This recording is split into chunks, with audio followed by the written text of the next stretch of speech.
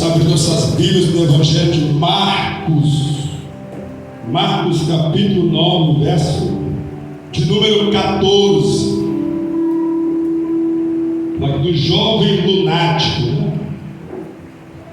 Hoje é culto de libertação, né? Sexta-feira da libertação. Aleluia. Por Jesus, Ele nos deu essa autoridade, esse poder para repreender toda a obra do diabo, toda a obra do inimigo, né? Então Jesus, Ele repreendeu todo espírito imundo que queria destruir, que queria matar, né? Destruiu o povo de Deus, as almas, as vidas. Quantas pessoas destruídas aí afora, quantas pessoas sofrendo, né? Quantas pessoas padecendo, o diabo aí oprimido, né? Já não passa lá fora, e às vezes dentro da igreja, pessoas que não estão buscando a Deus de todo o coração, aí dá uma brecha para o inimigo, aí o inimigo entra, aí traz tristeza, traz desânimo, traz depressão, traz ansiedade, síndrome do pânico, sabe? O inimigo faz o que quer. E nós, como servos de Deus, homens de Deus, mulheres de Deus, nós não podemos deixar isso acontecer. Não podemos deixar, porque o nosso Jesus, Ele já nos deu autoridade, já nos deu poder para repreender todo o mal, repreender toda obra maligna que se opor, que se levantar contra as nossas vidas. Então nós temos que usar a autoridade de Deus, a autoridade que é no nome de Jesus. Aleluia! No nome de Jesus, usar a autoridade para repreender esse mal, mandar esse mal embora, sai das nossas vidas.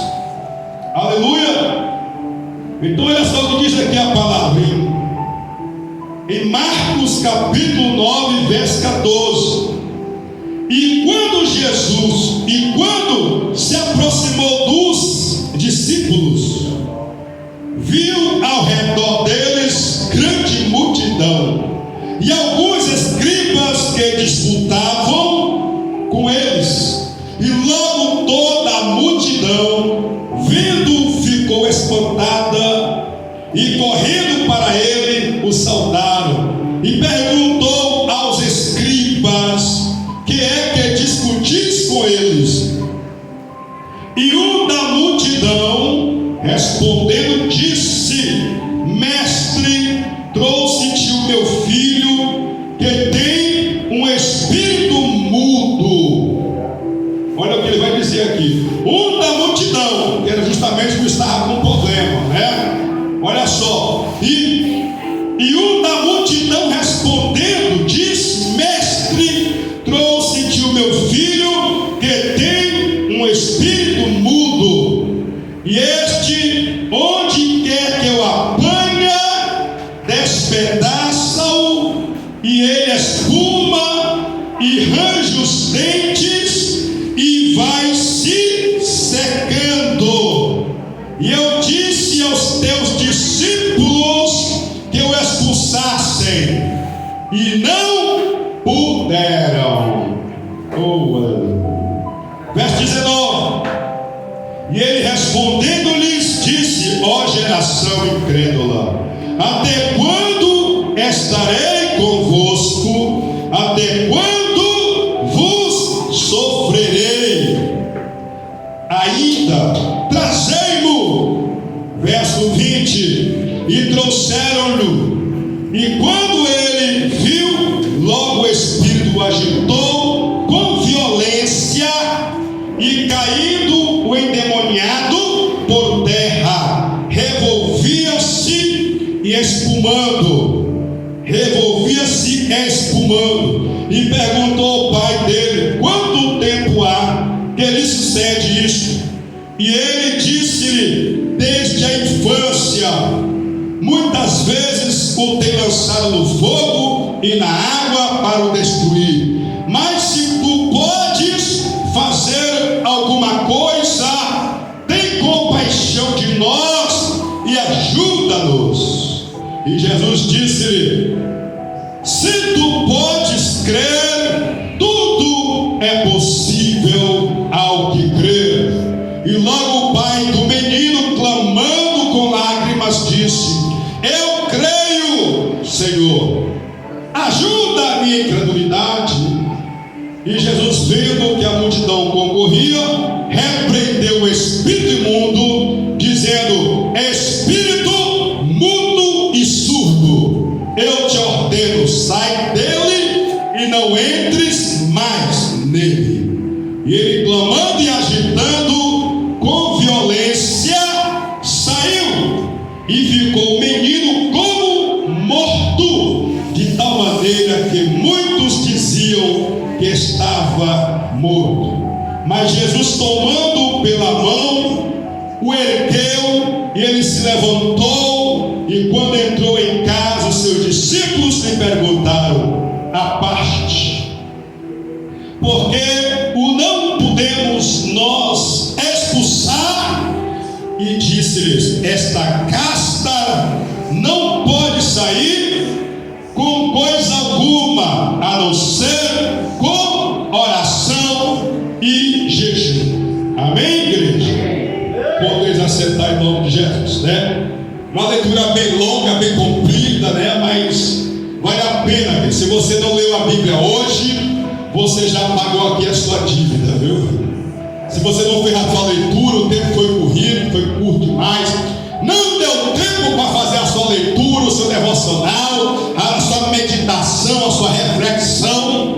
Aleluia. Então nesse momento você já pagou a dívida, não vai passar em branco. Você leu a Bíblia hoje, sim. Aleluia. Porque a Bíblia Sagrada não é para ficar de enfeite na estante. A Bíblia Sagrada é para nós meditar, para nós refletir, é para nós ler e, acima de tudo, colocar em prática para o nosso Deus abençoar.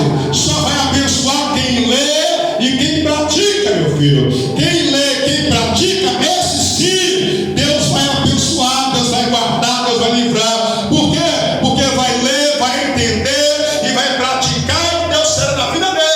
Agora, quem lê e não pratica nada, não recebe nada de Deus. E quem tem a sua Bíblia e deixa em casa de enfeite, não receberá nada de Deus. Então nós temos que ler a palavra de Deus todo dia. Temos que se alimentar dessa palavra, para que Deus assim nos fortaleça. Amém? Então nós lemos aqui o jovem lunático, né? Esse jovem que sofria com uma entidade, era um problema espiritual. Sabemos que hoje em dia que tem epilepsia, né? Epilepsia, talvez esse jovem estava com epilepsia.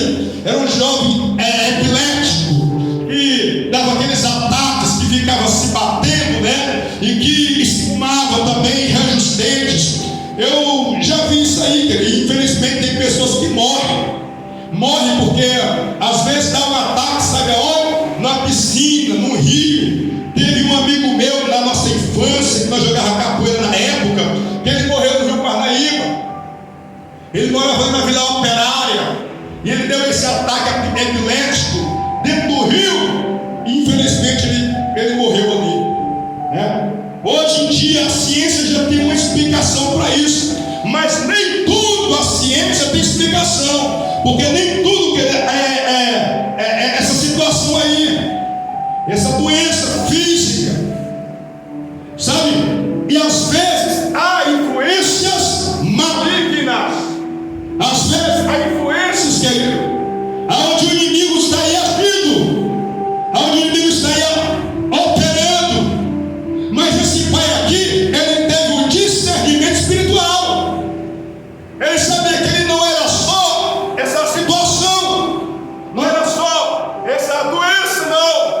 Ele sabia que ali também havia algo espiritual da parte, né, das entidades, dos demônios, que os demônios estavam ali agindo, que os demônios estavam ali operando ali, tentando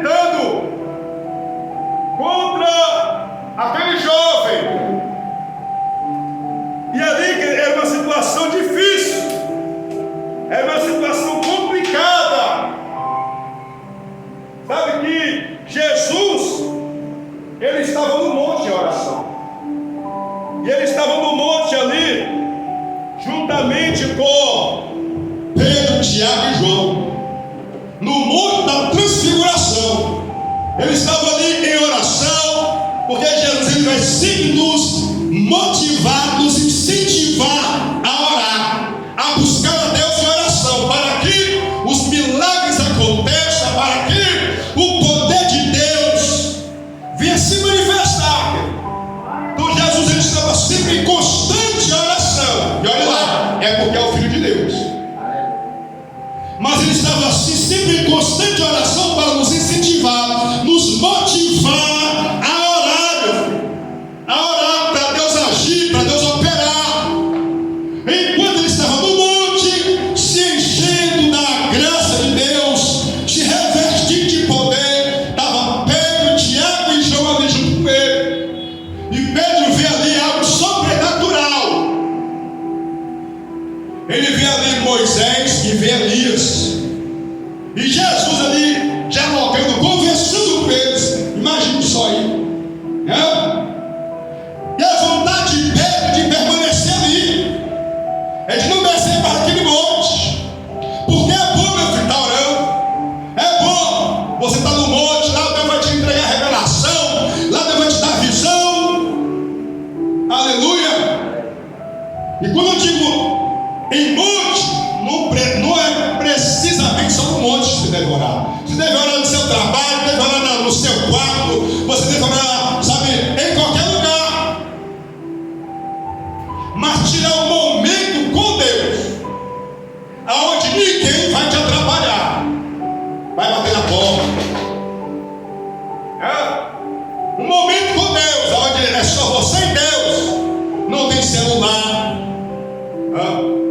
Porque às vezes tem esses irmãos que dizem, eu estou em constante oração, estou lavando o carro, estou orando, estou limpando a casa, estou orando, certo? E quando terminar tudo, isso aqui é importante. Não tem mais nada para fazer. É largar as redes sociais, é largar o Facebook, é largar o Instagram, é largar a internet, a Netflix e orar a Deus. Eu falo disso porque você está fazendo suas coisas e orar. É aquele momento especial. Agora que eu vou dobrar meu joelho e falar com meu Deus. A minha comunhão, meu particular. É isso que Deus ele quer. Jesus estava lá no seu particular com o Pai. E ali eles estavam bem. Eu não queria nem descer mais. Senhor, vamos fazer aqui logo uma tenda. 3 tendas. Porque o negócio está tão bom aqui, que a minha vontade é de morar aqui, é de ficar, sabe? Mas enfim, Jesus está no monte e lá embaixo estão os outros discípulos, debaixo de confusão, diante do problema, diante de uma circunstância que eles não puderam resolver ali. E então já entende, irmão, para nós resolver os nossos problemas, nós temos que ter vida de oração. Temos que orar, temos que jejuar, para Deus operar, para Deus abrir a porta, para Deus quebrar a maldição, para Deus desfazer os laços do diabo, aleluia, para Deus agir com o seu poder. Porque se nós não orarmos, não clamarmos, não tirarmos uma vida com Deus, de jejum, de oração, de comunhão com Deus, nós podemos ser envergonhados a qualquer momento, a qualquer hora. O inimigo pode nos envergonhar. Você vai orar por alguma circunstância, por algo, e nada vai acontecer. O inimigo vai prevalecer mediante aquela batalha. E para o inimigo cair por terra, vida de oração. Olha, tenha vida de oração com Deus. Se consagre ao Senhor. Consagre a sua vida a Deus, para Deus fazer maravilhas através de você, para Deus agir através das tuas mãos. Aonde você tocar vai ser abençoado. Aonde você abrir a tua boca, o inimigo vai cair por terra. Ei, você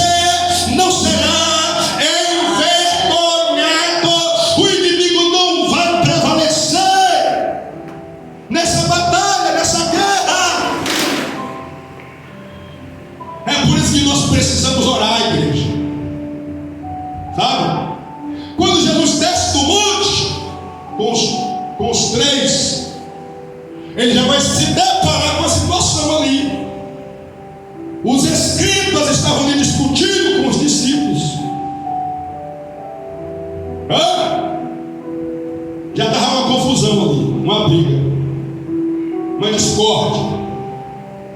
Não sei o que eles estavam resolvendo ali, discutindo. Não sei qual é a situação. E aí, cadê o teu Deus? Cadê? Tu está sempre na igreja, só conjecturando.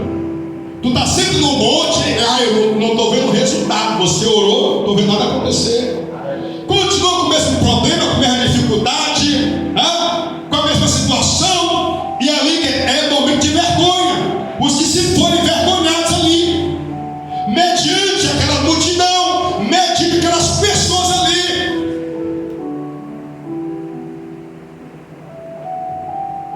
Mas Jesus desceu ali e vai perguntar o que eles estão discutindo, o que eles estão ali.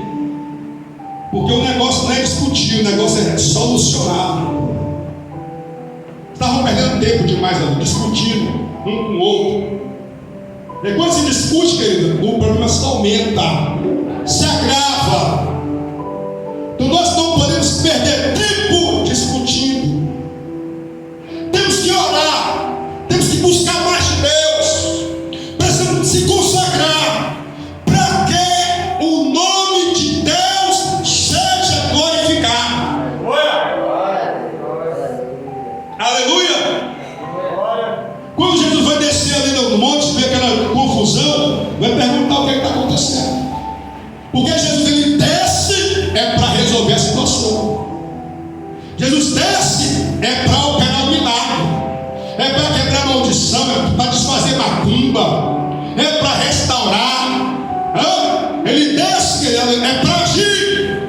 E quando ele desce do monte, já se depara com aquela situação e já pergunta: o que está acontecendo? Que problema é esse aí?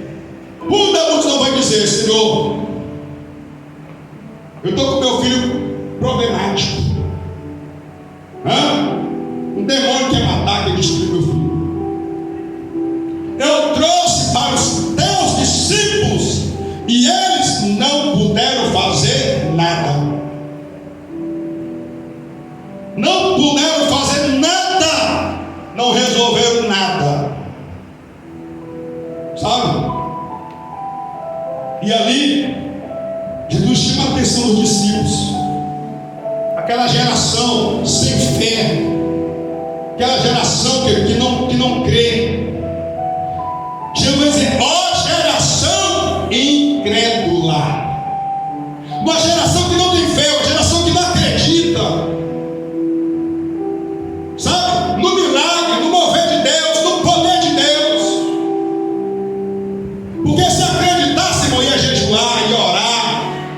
Se acreditasse, ia buscar mais de Deus para não ser envergonhado. Sabe?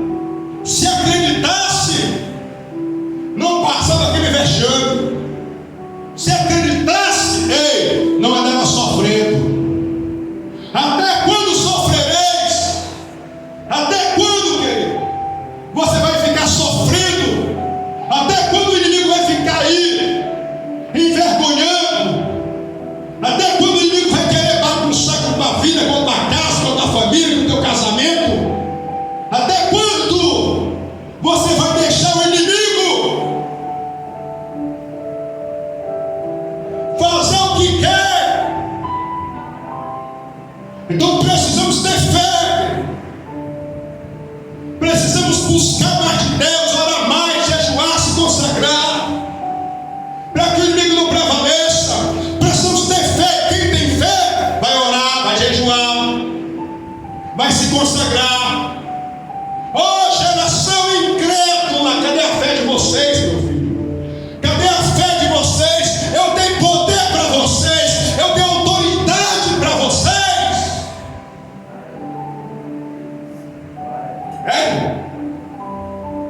E o bom de tudo é que Jesus deu mesmo, viu?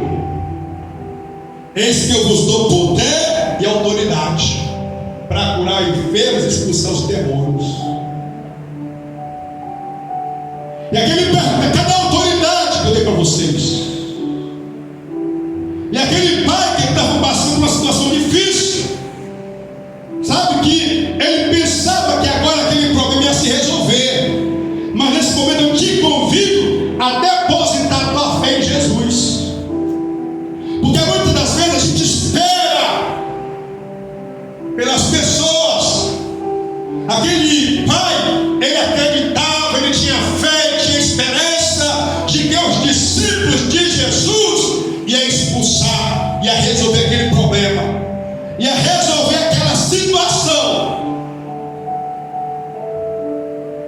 Ele tinha essa fé, querido.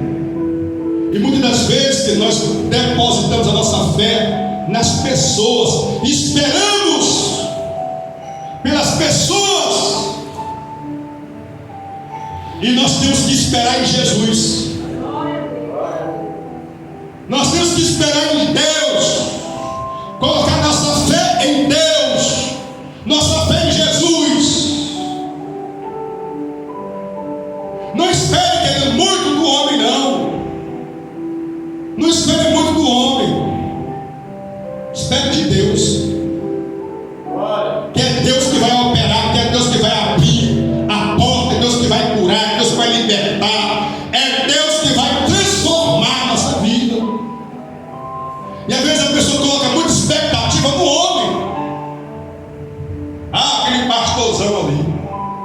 Não, o homem agora é bispo, agora pronto. Agora os capetas que se cuide. Agora é apóstolo. Meu Deus. Pronto. Né? A gente tem que colocar nossa fé é nele. Não põe as tuas expectativas em mim. Paulo, ele curou ali um homem que estava enfermo, estava doente, paralítico. Quando ele cura aquele homem, a multidão vai aclamar Paulo como fosse um Deus.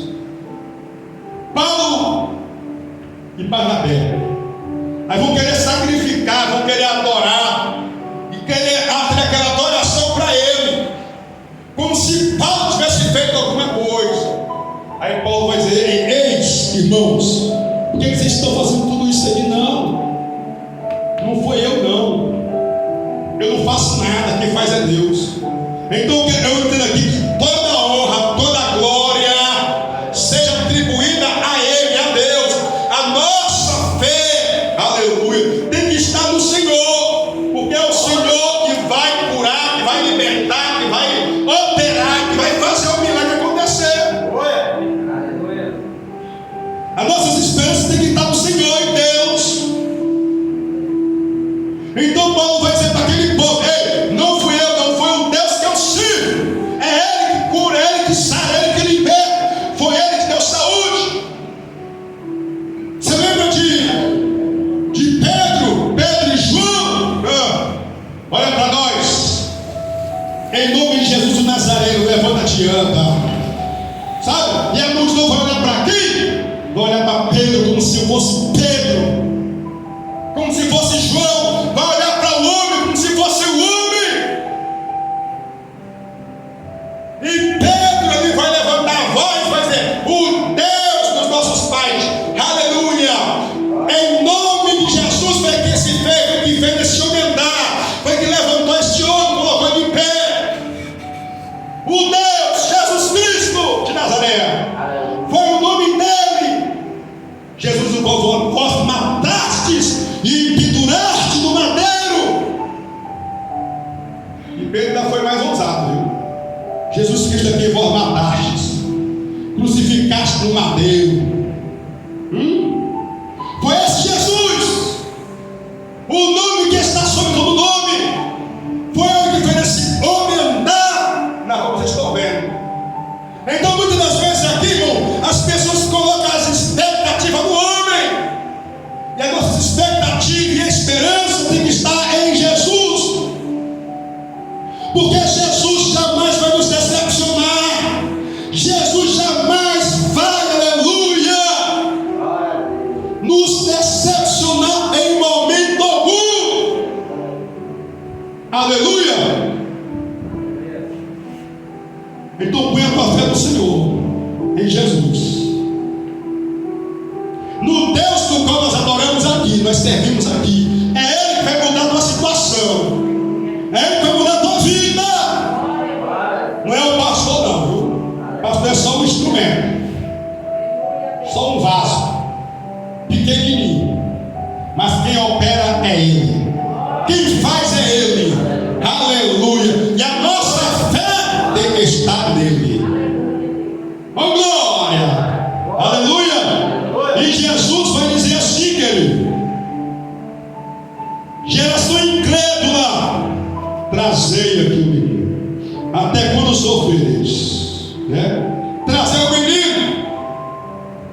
E ali, diz aqui a palavra, no verso 19, e ele respondendo lhe disse, geração incrédula, verso 20 vai dizer, e trouxeram-lhe, e quando ele viu, logo o espírito agitou com violência, e caído endemoniado por terra,